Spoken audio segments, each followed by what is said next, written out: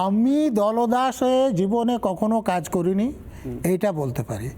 বাকি যারা আছেন তাদের সকলেই দলদাস আমি বলছি না।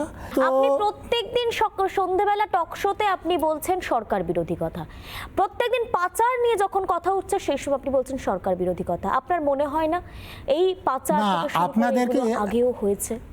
আপনি কি মনে করেন? আপনি বলুন, আপনি কি মনে করেন এই বিষয়ে? আপনারা কি চান যে ঠিক হোক বেঠিক হোক আমার সরকারের পক্ষে কথা বলা উচিত? না।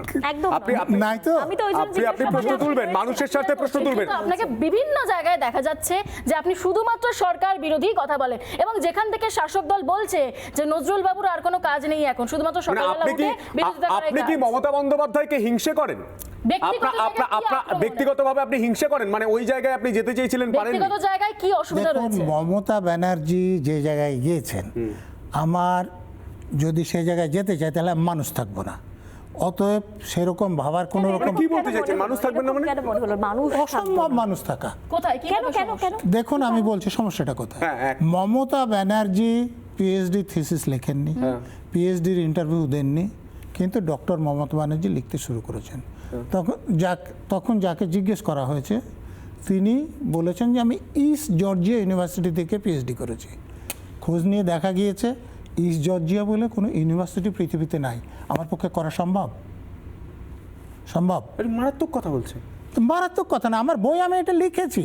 আনমাস্কিং মমতা মানেটা কি? মুখোশ খুলে ফেলতে এই যে আমি যে কথাটা বললাম সেখানে ওখানে আর লেখা কি আছে। আমরা এক করে বলতে পারি। এক বললেন, আরো উদাহরণ দিই। আরো দিন।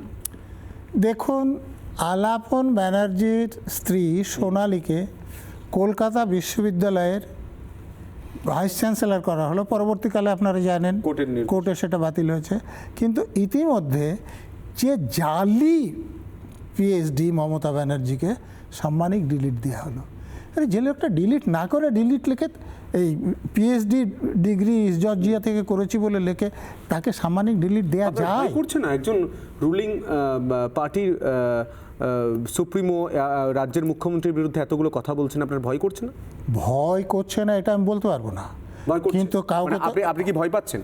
হ্যাঁ, ভয় পাচ্ছে। আমার মারধর হয়েছে, আবারও হতে পারে, এমনকি আমাকে মেরেও ফেলতে পারে। আপনার শূন্য থেকে শুরু করে আপনার শেষ পর্যন্ত প্রত্যেকটাতে শাসক বিরোধী শাসক বিরোধী শাসক বিরোধী।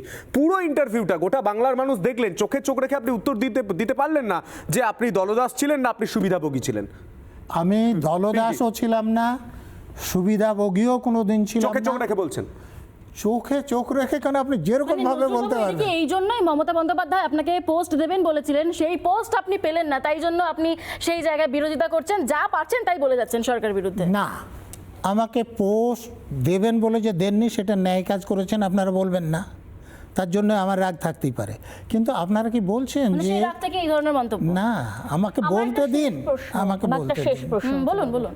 যে মমতা ব্যানার্জির নেতৃত্বে মন্ত্রিসভা যোগ্য প্রার্থীদের বঞ্চিত করে অযোগ্য বা কমযোগ্যদের কাছে কোটি কোটি টাকা আদায় করে চাকরি বিক্রি করে দিয়েছে। আপনি কি মনে করেন যে আমার উচিত এর জন্য মমতা ব্যানার্জিকে সমর্থন করা? রেশনের মালগুলো বাইরে বিক্রি করে দিয়েছেন, গরিব মানুষের রেশন। মানে এই প্রথম হচ্ছে এই রাজ্যে, আগে হয়নি। কোনটা? মানে এই রেশনের চাল বিক্রিটা এই প্রথম হয়েছে।